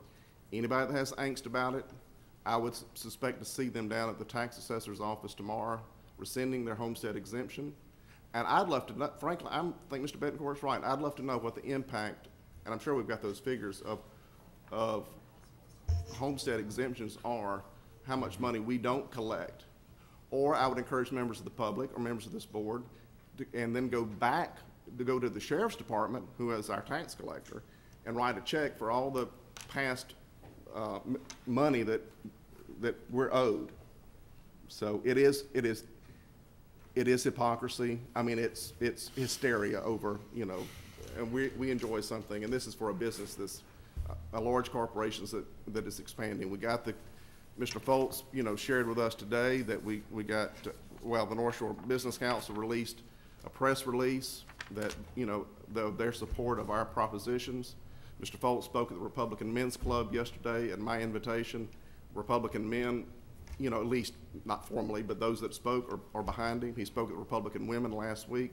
They're, vocally supporting, informally, not formally. I want to be very clear of that. So I don't see what other folks know that we don't, that folks that we don't know, So again, I'm stunned that this is even a question, but I guess I'm always to be surprised. But anyway, you were pulling out some figures. Do you have? The homestead exemption for 18 was 72.6 million. That's off the roll. That's what we lost. I mean, that's what we did not collect. Parish-wide, we get about 46% of it, so. So 46% of 72 million. That's correct. So, thank you. Thank you, Mr. Nation. Ms. Richardson? All right. First of all, I am pro-business. I am a business owner. Last week, I did vote in favor. And what transpired next was a series of countless emails, phone calls, people stopping me in public to talk to me about what's going on. And as an elected official, I'm obligated to listen to my constituents. Being a business, my first point, being a business owner, we started out with a little school in Slidell, and guess what happened? Good business causes for expansion. That's a natural part of what we call good business. So these expansion projects that are all three on the table, they are due to good business. And Ms. Bro, if you would correct me, which one was profitable with a positive return on investment? That was Dependable Glass. Okay, that one, okay, yeah. Only the last one was positive by my record. Yeah.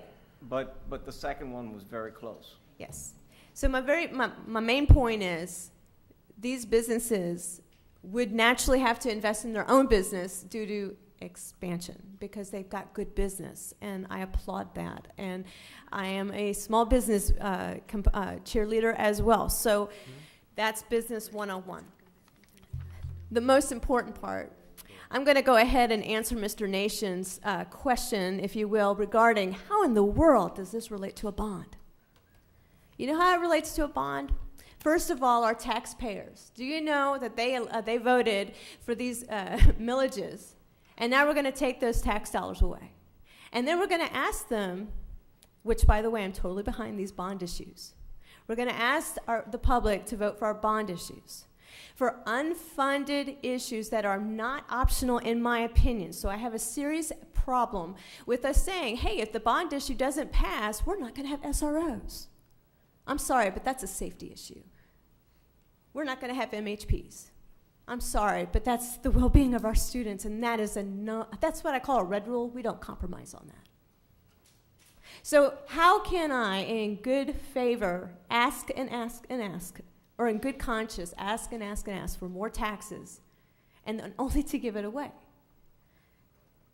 That's where I struggle. And so here I am telling you, yes, I am a homeowner, and I do get a tax exemption, but I am no hypocrite. I'm an elected official who has been asked to represent my constituents. And I cannot look that teacher right there in the eye and say I won't put $900,000 somehow back towards her, who out of her own pocket, by the way, is funding her pizza project or pizza party and her Hershey Kisses. I, too, will stand behind Mr. Winkler, as others. I won't be voting for this because I feel obligated to listen to my constituents, and I have yet to have one, even one, write me to say yes. And that's all I have to say on the matter. Thank you, Ms. Richardson. Ms. Lamy? I was basically going to say something very similar to what you just said. I thought it was at the last meeting when I explained that this was my passion or expertise, and I wanted to listen to other people. That might have been a mistake, because those people must have watched the video, and they all messaged me and called me and stopped me. And I've heard from more constituents and teachers about this topic than any other. And so for no other reason than I'm elected to represent their voice, I've changed my perspective. I can see both sides very wholeheartedly, but it's very difficult for me just thinking that if we did have these extra funds, maybe we could give our teachers more of a pay increase than $1,000, which might equate to $20 a check. That's just what's on my mind and on their mind, so I just wanted to share that. So I also, Mr. Winkler and Mr. Green, support you. Thank you, Ms. Lamy. Mr. Green, I'm going to ask you to keep your comments brief. Yeah, I just wanted to make a point about the homestead exemption. I was at the assessor's office this week. That is $75,000 per assessed property. So it has a different impact depending on the assessed value of your property. For me, that equates to about a $1,000 reduction in my taxable value, which is about a 10% deduction.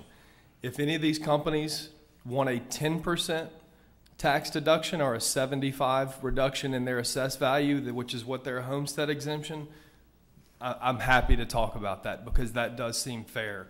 But that's not what's on the table. So again, a 75 reduction in the assessed value of whatever Diversified is doing is on the table for me, but that's not what's at question. Thank you. Thank you. Ms. Drucker?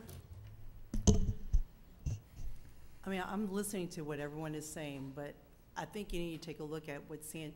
Tammany offers. There's a lot of people who moved here for our schools, but also for our businesses as well as opportunities. I mean, we've got a wonderful corridor that opens up to Baton Rouge, to Florida, to Mississippi, and there's a reason why businesses are moving here, because we're business friendly. In regards to Diversified, I mean, I just want to make sure that everyone thinks about, and I'm not saying that we're shortchanging, but by next year, we're looking at revenue of like $2.5 million that comes back onto the books for us. And this is only, what, 800 something thousand. So I know that, I mean, we're looking at 800,000, but you're looking at $2.5 million coming on to our books for next year. So, and also there's more in 2021, 2022 as well. So I want to make sure that people are not short-sighted to see that as well. You know, I don't have my constituents, I haven't had as many people blast y'all, my colleagues over here, as far as voting against it. But also, I do know that businesses are important to St. Tammany, and they do give back to our community. And so I just want to make sure that everyone is aware of that as well and consider that too. You know, I'm a big supporter of business. I have my own, my family business as well, and so I'm a big proponent of that. And you know, these companies give back, and we've already hashed that out at our committee as a whole meeting. So I just want to make sure you think about that. And also, you know, the homestead exemptions, you know, that may be something that we want to give up. I mean, if we're all for, you know, extra monies, maybe we need to give up and reduce our homestead exemption so we have more money for our public school system. That's another thought. So just want to make sure that y'all are think about big businesses as well. Thank you. Thank you, Ms. Drucker. Now, at this point, I do have a few more comments from board members, but I'm going to ask you to speak specifically to the one for Diversified Foods, because that's the motion we're on. Now, everyone has spoken relatively generally about ITEPs. I'm going to ask you to address specifically diversified foods. And before I call on you, I just would like to state for the record that I received, as the president of the school board, 4 emails. And 2 of them were just basically forwards of 1 email. And that I would also like to comment that we're talking tonight about $830,000 that would be spread over a 10-year period. So I felt like that was important to bring up. All right, now, as I say, we're going to speak specifically to diversified foods. Mr. Betancourt. Well, you stop me if you don't think this is specific enough. This is about diversified's ITEP. Correct. And what I've heard some comments that if this ITEP were to pass, that people would vote against an upcoming bond issue that's meant to serve our students and to keep them safe and secure.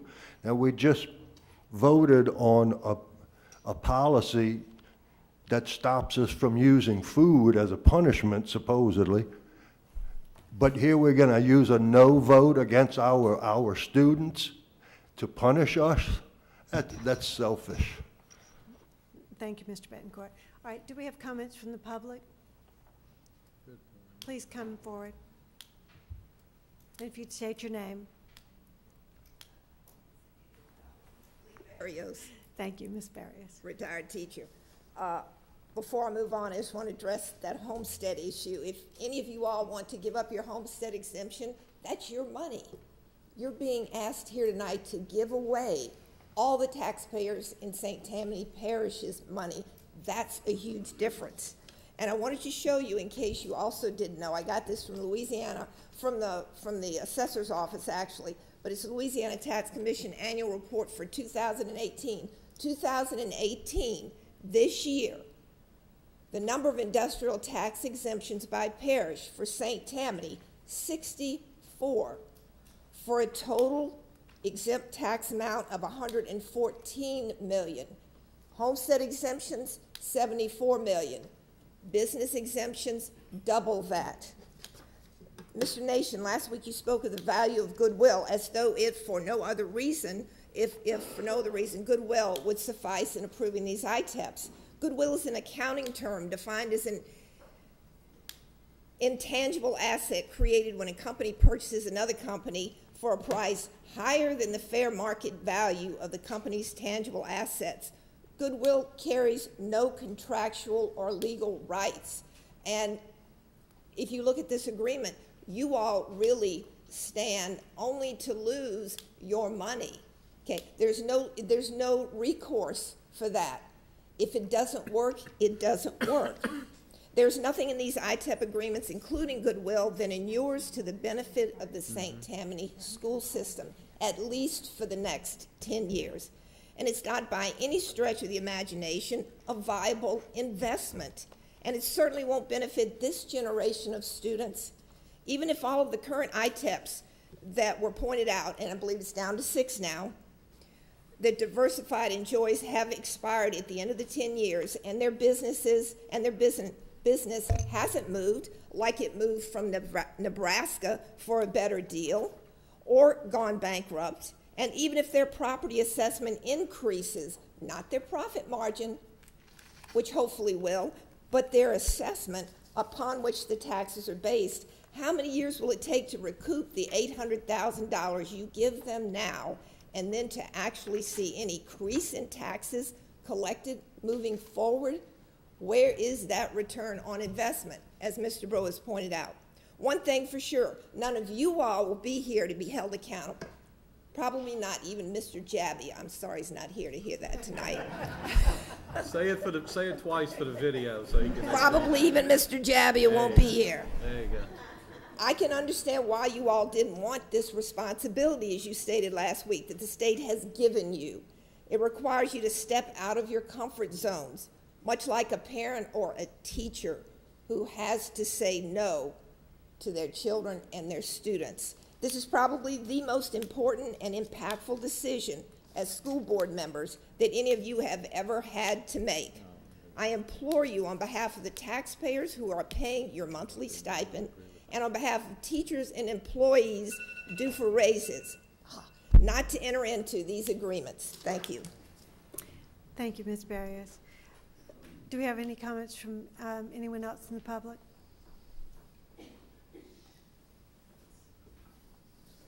Good evening, everybody. My name is Chris Massengale. I'm the CEO of the St. Tammany Corporation, which is the lead economic development organization for St. Tammany Parish. I didn't get an opportunity last week to engage with you. You had a chance to listen to Jake Nickens, who's much smarter on the technical side of this stuff and has been in it and inundated, and quite frankly, where we are, we're actually, along with Terry, St. Tammany Parish is one of the most educated about the ITEP program than anywhere in the state. What is interesting that I would tell you is that I understand the position that you're in. You didn't ask for this, but you've got it. And I assure you that the understanding of the impact that you have in front of you does not fall on deaf ears. I understand this is an opportunity to make a policy statement. I understand that you own small businesses. I understand that you get feedback from your constituents because you are an elected representative of this community.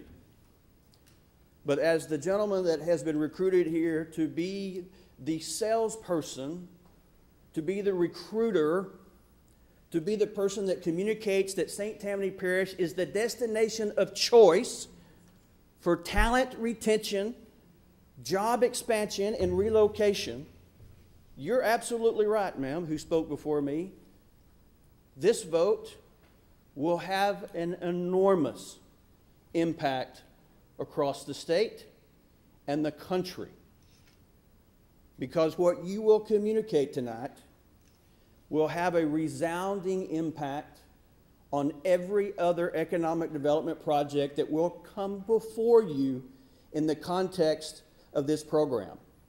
This program is not going away. This program will be rewritten. There's legislation right now in the legislature to tweak it and to change it, but it's what we have right now. This is an amazing place. And I will tell you, as a practitioner in economic development, there is no stronger partner and ally in helping to do job growth and wealth creation than the product that you're producing in your school system. It is my number one asset. I will speak to the mountaintops about the quality of education that you all are providing, the enormous success that we have. Kaylee and Peyton, I wish they were still here. I want to do a whole series on them, and I'm going to do that tomorrow. So, Trey, you're going to get a call from us, because if you'll let us, we want to highlight that victory, that recognition of what we are producing in St. Tammany Parish. This is the number one parish in the entire state with the quality of life, the incomes, the impact that we have compared to other parishes. And I can speak for an hour, because we just finished a 5.5-month economic analysis and deep dive on the St. Tammany economy. I can tell you where the jobs are, what they're made of, how much people make. And I can also tell you, when you look into the eyes of your teachers and your parents and your kids, businesses and industry is what drives and fuels this economy and quality of life in St. Tammany Parish. On this ITEP program alone, and I hope that you all truly had an opportunity to actually read through the 3 independent, third-party economic impact statement done by a nationally recognized economist, using a methodology that has been in practice and accepted by CPAs, economists, and academians alike across the board. And every one of these projects has a return on investment. In fact, when this is all said and done, the return on investment is over $2.4 million of new tax revenue that's coming into these coffers for every dollar of new government expense. Impact on you as a school board, impact on the parish government, impact on transportation, impact on additional government services. was taking into the account in the methodology that determined the cost-benefit ratio, and every one of these projects has a return on investment. Let me mention something else that's critically important to this, because it also speaks to the misconception and misinformation about the ITEP program. You have 3 legacy companies here before you tonight. One made a business decision to relocate from another state to give St. Tammany Parish an opportunity to have increased job growth and wealth creation. Almost 100 new jobs.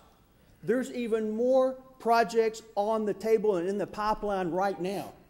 Every ITEP project represents a job, a family, an income, and contributions to this community and to you as a school board. The misconception about the ITEP takes money away is not true at all. There is no money being sacrificed that you're giving to private businesses. In fact, they're giving you new money to the tune of over $2.4 million of new tax revenue that you would not have if these 3 businesses didn't make the financial and the public commitment for future investments into St. Tammany. And I can also assure you this misinformation and misconception that, oh, well, the businesses are just going to do it anyway. You heard from Peter Smith last week, and I will not put him on the spot tonight. You heard him communicate to you the biggest rationale of making that decision to relocate and to close an operation in Nebraska to St. Tammany Parish was because of this 80-year-old economic development incentive tool, which, by the way, is the biggest and only true economic development incentive that we have in our tool chest. So yes, do we need to change that and evaluate our economic development incentives? No question about it. And I'll join you in that conversation and advocate with you every day of the week, because you make a great point. But for now, it's the tool that we have to say, Mr. Smith, we want more of those jobs to come to St. Tammany Parish. We want more of our people not to have their kids and grandkids leave because we're communicating and sending a message with your vote tonight that businesses and industry is not welcome in the St. Tammany Parish. In fact, you might as well just shut down the St. Tammany Corporation because you don't want to do economic development. We will never bring you a project that does not have a return on investment. The changes and the rules that have been applied to this new ITEP program has enormous scrutiny. The accountability back onto businesses. If they fail to do their commitment, the clawbacks go into effect immediately. They will have a default payment back to you. And in fact, you will determine the future of their existing ITEP programs. You will have that power. The changes to the ITEP program put you in charge. And part of our responsibility at the St. Tammany Corporation is to be that trusted and that valued resource for you. That we're spending our resources to provide you an independent, third-party, economist evaluation of the cost-benefit ratio and why it is important to you and to every taxing body in this parish. I would submit to you that we'll provide you all the information. We will speak to every constituent that you have to help educate and inform about the ITEP program. It is accountable. It is not taking money out of your coffers. It's adding money to your coffers. And you're right. We shouldn't compromise. We shouldn't compromise the future of our people, our communities, our businesses, and our jobs that provide us the quality of life that St. Tammany Parish has built a legacy on. And that's what we're about. And I would strongly encourage the support of these businesses and the people that work in these businesses and the future of these families. Thank you for giving me the time. Thank you, Mr. Massengill. Do we have anyone else from the public who would like to speak? Thank you, Mr. Smith. I'm sure you're going to speak specifically to the motion. Yes. Chris, thank you very much. I know you said you weren't going to put me on the spot, but... Before you get started, for the record, would you please state your name? Yes, my name is Peter Smith. I am the president and CEO of Diversified Foods and Seasonings, and I welcome the opportunity to address the board again, and I'll try to be a little more succinct this time. I recall my daughter just got married, and my toast was timed at 22 minutes, which embarrassed and humiliated the poor woman. So, but I welcome the opportunity. I'm going to be very candid and very honest that I heard the word baffled, and I think that's the operative word. I mean, I quite frankly am baffled by this. Not in a negative way, just be consistent. I am baffled by this. My background, not to bore you, I am a big company executive, Procter & Gamble, Heinz. I've been a CEO of major U.S. corporations for the past 15 years. People that you're aware of, Starkist Seafood, Riviana Rice, etc. I have managed plants, Virginia, Pennsylvania, Illinois, out to California. While I was with Riviana Foods, I drove building the largest rice manufacturing plant in the world in Memphis, 600,000 square feet. You can imagine what the competition was like between the states for that project. So my entire career, I have experienced, and I get calls on a weekly basis, states, municipalities begging for our business. Please, Pete, can you build a plant? Can you relocate to this area? So to me, it seems like, I'm not going to give an impassioned sales pitch, it seems like there may be some basic education that needs to take place. And again, I can't address all your constituents. I know you're supposed to represent their interests. But first of all, I'd like to address the $800,000. A year ago, there was no $800,000. It was zero. So I'll give you some basic math, and I know we've got great school system here, great math scores. 0% times 800,000, $0. So you had no money a year ago. What you had was a lone CEO, Mr. Smith, having to make a very difficult decision. And that was, I have to rationalize a manufacturing plant. I have 2 redundant plants, one in Nebraska, one here in Louisiana. I don't need them. They're inefficient. I'm going to rationalize them. So I then need to, obviously, I have a fiduciary responsibility to our shareholders. I talked to Nebraska. Quite frankly, I went and talked to the Economic Development Council. I talked to the school board. They were the most myopic, short-sighted individuals I've ever met in Nebraska. I was stunned. They didn't take me seriously. They sat there and, oh, we appreciate your partnership. I said, partnership is rhetoric. Rhetoric. I said, it's rubber meets the road. Do you have skin in the game? Are you going to be a partner? Are you going to invest? And they were just like, they didn't take me seriously. I said, understand. I can't say that word. Don't fool around with me. I said, I will shutter this plant and you're going to have 100 families out of work. How's that going to impact your ad valorem tax base? Then I came to Louisiana. Wonderful. I talked to the State Economic Development Council, and they said, we want your business. And I got this letter from John Bell Edwards' office, and if I can be indulgent, let me just read the first paragraph, and then I'll keep accelerating. Dear Mr. Smith, basically the state appreciates that Diversified Foods and Seasonings is seriously considering an expansion and upgrade of the company's operation in Madisonville, Louisiana.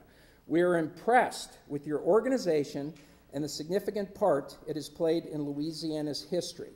At present, based upon our understanding of the company's anticipated commitment to Louisiana, we are providing this non-binding letter of intent to Diversified Foods, outlining a package of performance-based programs that will sustain and grow the company in our state. And at that point, what John Bell and the state offered was the EZP. It's an enterprise zone program, which means I get a tax credit for every one of those new 50 employees, 50 new families that we're supporting now and employing in the parish for $1.2 million a year. We're excited to do that.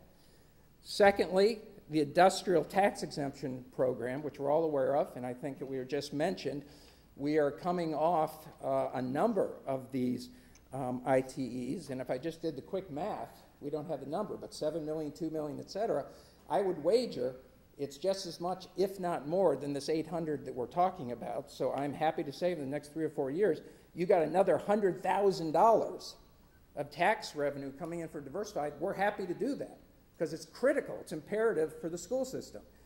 Then the third thing was then the state came forward and gave us a sizable grant that they said, we understand you need to expand your wastewater treatment facility. We're going to give you a sizable grant to help you do that. Now, from a business perspective, that's partnership. That is the operative word. I agree with you. This vote tonight, I think, is incredibly critical. If you make the wrong vote, I'm telling you from a business perspective, catastrophic. Catastrophic. And I'm not going to overstate it. But when the state came forward with this, I said, this is a partner, and they obviously want us here. They value our business, and I made the decision, a tough decision, to shutter Nebraska. I put 100 hardworking families out of work, added those people here, and invested $16.5 million. So based on that $16.5 million decision, we now have 800,000, okay, which I'm happy to do. Going forward, we need to have a symbiotic relationship between the business community and the government officials. It needs to be a partnership. So if I'm going to invest $16.5 million in the parish to bring in new jobs, new people, you're going to pay income tax, property tax, sales tax, then a quid pro quo is the parish saying, we're going to give you an incentive. Yeah, we'll give you $1 million to come in and do that. You know what? That's the real world. That's what everyone else is doing. Right now, I've got states, Tennessee, North Carolina, Georgia, Texas, Ohio, begging me to relocate there, offering me millions of dollars. So if I had made the other decision, that 800,000, poof, evaporated, plus 100 jobs evaporating. So just want to say this partnership is critical. The last thing, and I'll get down and off, and won't bore you anymore, just a quick story. I come from a sales background, so I like spinning tales. But I was raised, as you could probably guess, not here. When I first got here, first week, I had a guy named Jim say to me, he goes, "You're not from around here, are you?" And so, no, I was raised in a very small state, geographically, 7th smallest state in the country, represents 0.2% of the land mass in the U.S. Tiny, not an overly remarkable state, except there's one salient fact with that state that I think the group here would find very interesting. I find it's fascinating for my home state. And that is, if you look at the public school systems in the U.S., the top 5 school systems in the U.S., public school systems, 3 of them reside in my home state. The top 10 public school systems in the country, 5 of them reside in my tiny little state. By the way, my state is 1/5 the size of Louisiana. Let's expand it. You look at the top 50 public school systems in the country, 22 of them reside in this little state. So that begs the question, how? What are they doing? Well, being a resident, I don't have my glasses, so the principal over there, can't read your name, but pleasure to meet you. But my family are educators as well. My dad was a professor at Harvard. I have an uncle who was 40 years taught history, chairman of the history department at Exeter Academy. My wife taught high school. Her mother taught high school. So I'm the black sheep. I try to talk to my dad. I can't talk 2 seconds. Doesn't understand business. So, but as I look at it and you say, okay, how are they able to do this? The way they're able to do it is, first of all, what you're debating is to have a phenomenal school system. And I think there are a lot of parallels between my home state and St. Tammany. I'm perceiving this as a very progressive group here. And so what you need to do is think progressively is if you want a great school system, first and foremost, what do you need? You need a great economy. You need a vibrant, healthy economy. If you don't have that, you got a weak school system, you got a weak fire department, you got a weak sheriff's department, etc. And you got people leaving. So first and foremost, the school system's looking, we need to support business. We need a vibrant, healthy economy. We need our residents to be healthy, and then the kids are healthy, etc. The second thing they do is critical. You need to create long-term employment opportunities for your residents. You need to have consistency. You cannot have companies all of a sudden pulling out of St. Tammany and hearing 1,000 jobs gone. All of a sudden Diversified says, you know what, you guys aren't supporting us, you're not giving me any incentives. I've got $10 million that I need to spend next year. I can spend it on our plant in Mobile, or I can spend it here. Alabama seems to want the money.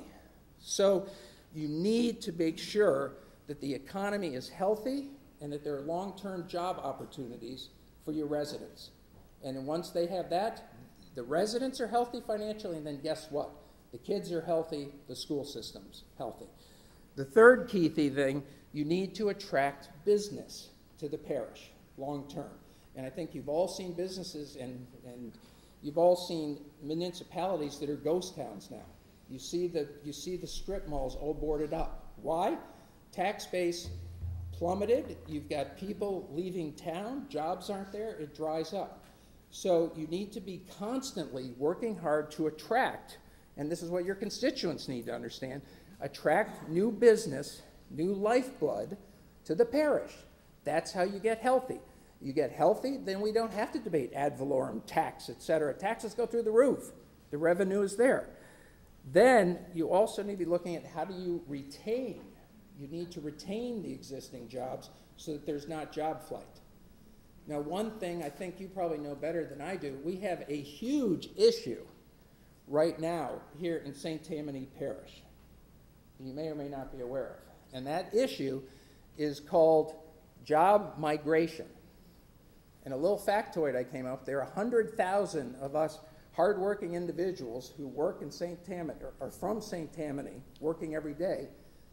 What percentage of those people do not work in the parish? It's a staggering number.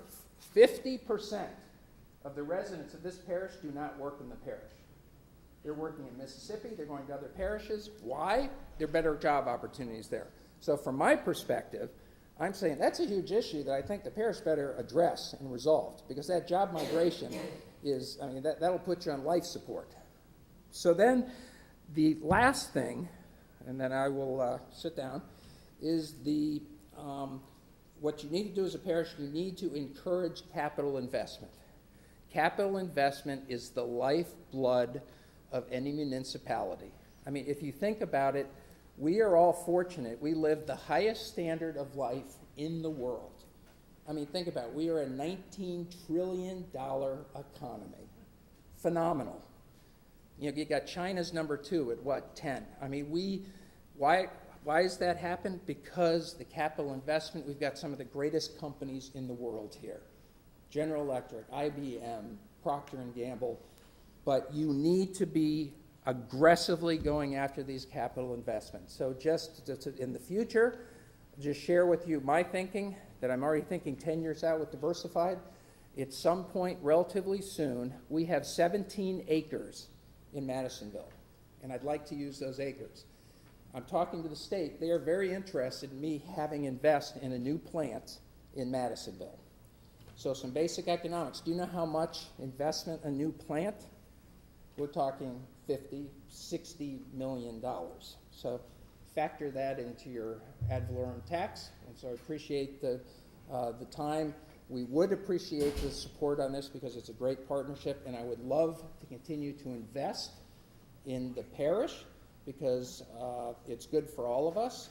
And obviously, we're a significant taxpayer, and we're very excited to invest in the school system. And you know, we hear all these great accolades, #1 in the state and U.S. and that's great stuff. So we'd like to continue to support that. Thank you. Thank you, Mr. Smith. I appreciate that. Ms. Barrios. I just want to say you owe me about an hour's worth of public comment time. I have 3 minutes. All right. Do we have any other comments from the public? All right, Mr. Winkler, would you make your comments brief? I would like, you see all these people in this room? I know most of them. They put their life into what we're doing here tonight. And I'm a little shaky because I kind of get the feeling that, well, if you give me some money, I'll stick around. I won't go somewhere else that will give me some more money.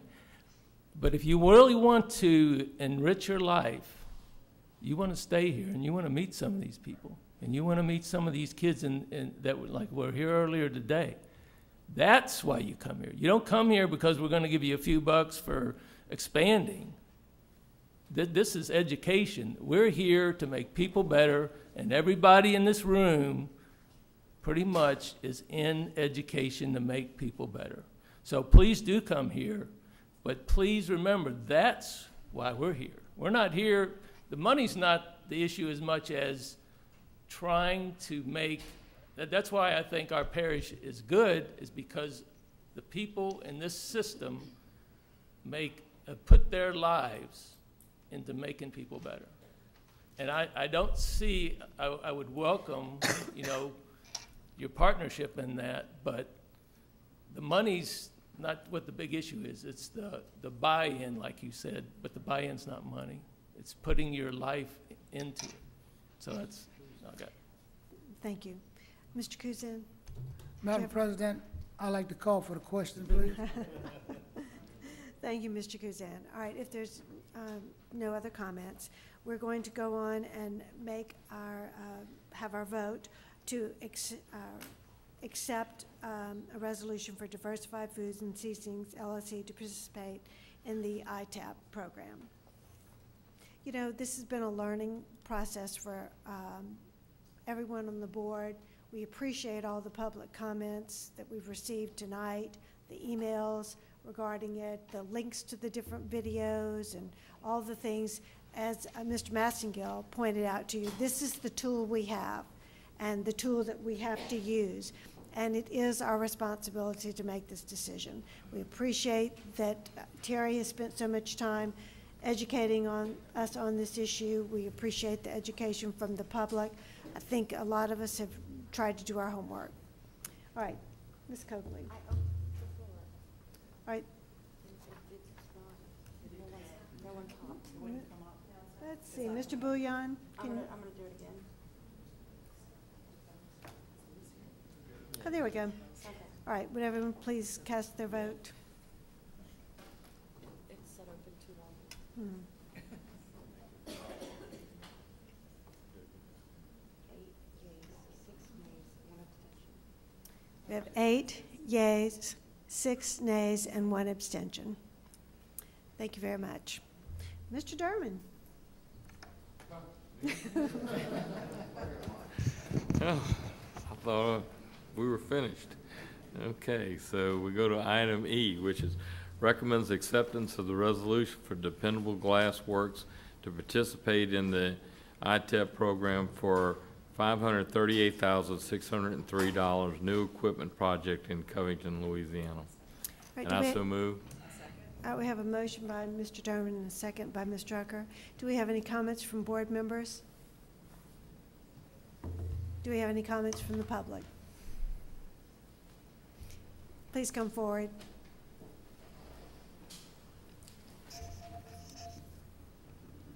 If you'd state your name, please, for the record. My name's Jill Foxworth with Dependable Glass. I want to thank y'all for reviewing this program. We are completely different than Diversified, except that we're all investing in this parish. Our family's been in business for 50 years here in this parish. We've paid property tax, sales tax, income tax, homestead exemption tax. We've used it. During this time, we have invested in this community, hired employees. We brought employees in from other states. We bring them in from other parishes. But I'm not as eloquent as Mr. Smith. I'm a number person. I'm numbers all time selling. I know. But Mr. Brawl brought up the other day, what do we do in the community other than putting sales tax back in? So I had Tasha today when I realized I needed to come to this meeting tonight. In an average month, we spend local sales tax 25 to 30 vendors. So the numbers that Terry may pull together don't reflect purchases that we do locally. A lot of our raw materials are non-taxable because they're coming in from out of state. They're not consumables, but the lumber we build our crates, the paper towels we use, the list goes on, and they're all local companies. And we have been doing that for over 50 years. Some of our vendors we have been buying from for 50 years. We've never applied for a program like this. We have never approached the state for grants because we have never felt like we were at the point of growth where we're at now. This is the first time we've done anything like this. If we'd have known it would have been this complicated, we probably wouldn't have done it. But that being said, would we have made this investment? We would have, but we would not have done a few other purchases since then. We have no other programs really on the table. Not saying that's not our goal in the long run. Our goal with this new machinery that we just purchased, it is a game changer. It is a game changer for this parish. It's the first time it has ever happened in this half of the state. The other two that have been here, 2 have gone bankrupt. They were new companies. The state gave them money. The parishes gave them incentives. They had no track record to ask for the funding. We have been at this 50 years. We've been outsourcing this product. We know what we're doing. We're good at what we do, and we ship all over the world. We want to invite you all to come see our plant, come see our people, see what we really do, and you will see where this money is being worked. Our employees, the majority of them, we're paying taxes. We don't have children. Not, I mean, because Tasha and I were talking about that today. Quite a few of them, they're in private schools. We have a lot of people, we don't have kids. I don't have children. I'm supporting children somewhere, I don't know who they are. That being said, I appreciate the education because I know we get people that come to work for us, and we do hire some people that the education system did not work for them, and it breaks my heart. It breaks my heart that they don't know how to balance a checkbook. They don't know how the system works, but that's what we do. We take some of those people, we help them get driver's license. We help them become people in the parish that you would hope they could be. This is not a lot of money that we're asking for in the long run, and the return on it is going to be much greater than you think it's going to be. Again, because we're new at this, we did not want to escalate a higher number that would have made the ROI look a lot better. We have already exceeded our hire, and I'm running ads for new ones, so I don't know. This is not as controversial of a project as the previous one, because I think our track record shows we're out there for this parish. Thank you. Thank you, Ms. Foxworth. I want to point out that it's in our mission statement that we create an environment for lifelong learners. So don't feel bad that you didn't understand this process and that you learned something from it, because that's part of our goal, that we continue to learn.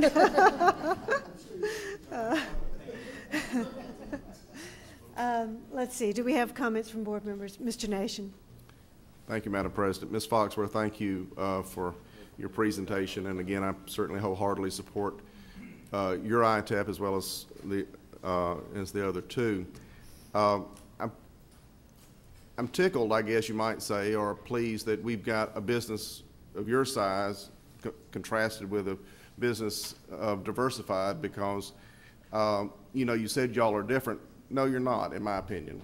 You're in the exact same business.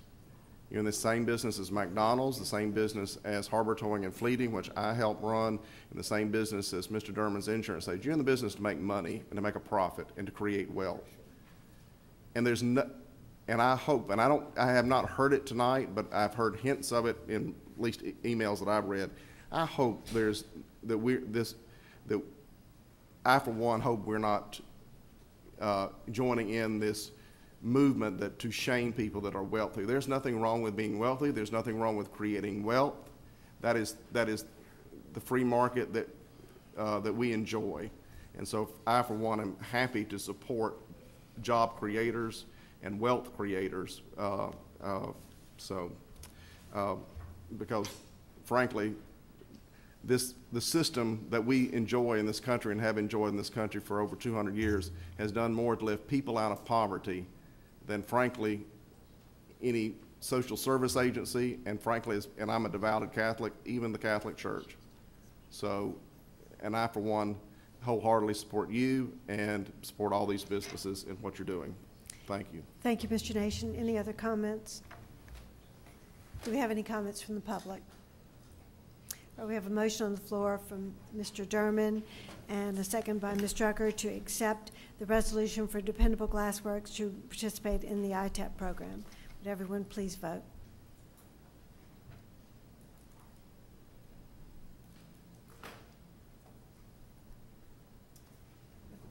Eleven yeas, 4 nays. And that's 15. Thank you. Mr. Derman. That was real quick math there, Ms. Yeah, Haynes. that was good, huh? I know it's getting late. Item F recommends the acceptance of the resolution for Mechanical Equipment Company Incorporated to participate in the ITEP program for $299,250 new equipment and construction project in the Mandeville area. All right, and I have a motion by Mr. Harrell and a second, Mr. Betancourt. Do we have any questions from board members? Do we have any comments from the public? Please come forward. State your name for the record for us. My name's, excuse me, my name's Rihanna Saragusa. I'm the Executive Vice President and CFO of Mechanical Equipment Company. I just want to second a few things that folks before me said. You know, one thing I want to emphasize is what Mr. Smith said. We really do have to have partnership with businesses in this parish and in the state in general to retain jobs, to grow new jobs. You know, we hire a lot of engineers in our company, and it would be great because for years I've known, you know, dozens of engineers who have had to leave the parish to seek employment. Well, you know, here we've got a company that is desperate to hire engineers. And I think that's very important. It's good quality jobs, which builds a wonderful tax base. I'll also say on behalf of Mechanical Equipment Company, just like Dependable Glass, we've already exceeded the hiring goals that we put forth in these. And in fact, today, I've authorized the hire of another 12 to 15 people. So we are growing, and we do have, you know, future plans to expand. And I'd love to partner with St. Tammany Parish and hope that that expansion can continue here. Thank you. Thank you very much. Any other comments from the public? If not, we'll vote.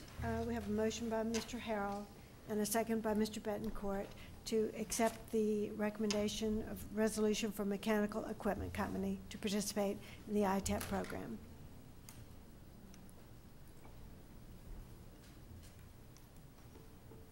We have 10 yeas, 4 nays, and 1 abstention.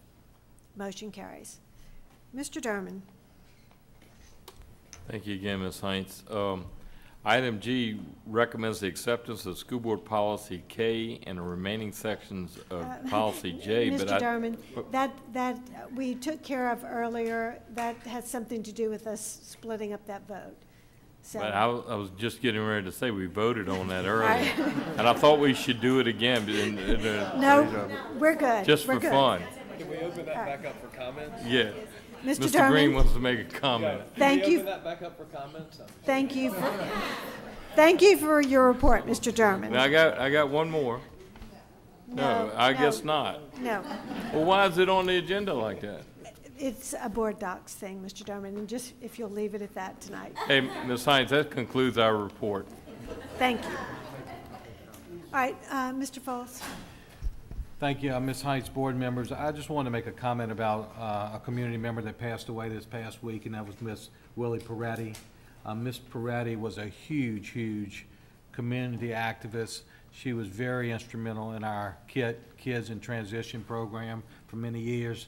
Not one single time did Miss Peretti want her name in the paper want any credit for anything she did. When there was pictures to be taken, she didn't want a part of that. When there was thank yous and accolades for the work to be done, she always wanted to make sure someone else got the attention. But the impact that she had on the students in this school system will last for years to come. The students she helped that were kids in transition 2 or 3 years ago that are now being successful in their school and in their life is because of the work of people like Willie Peretti. And this school system owes her a huge debt of gratitude for the work she did. I will be attending the service on Monday and representing the school system, certainly any of you that can come as well, and thanking the family for giving us Willie Peretti and what she meant to this school system. Wholeheartedly agree, Mr. Foles. She was a tremendous asset to our community and just a wonderful person in general. And our thoughts and prayers are certainly with her family as they go through this difficult time. All right, next is announcements. First one is that there will be a special board meeting on Tuesday, April 16th, and Thursday, April 18th, beginning at 5 p.m. for interviews. The second one is the schools will be closed April 19th through April 26th for our spring Easter break. The third one, the central office sites will be closed on Friday, April 19th, and Monday, April 22nd for its spring Easter break. High school graduations will be held on Wednesday, May 1st through Tuesday, May 7th.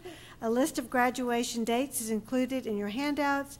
Please RSVP to the schools if you will be attending their graduation. The committee as a whole meeting for May will be on Thursday, May 9th, 2019 at 6 p.m. We have a number of items on our agenda tonight for executive session. So at this time, I would like to entertain a motion to go into executive session. I have a motion by Mr. Betancourt, a second by Mr. Hersey. All those in favor say aye. Aye. Opposed? We are now in executive session. We'll have about a 5-minute break. Thank you.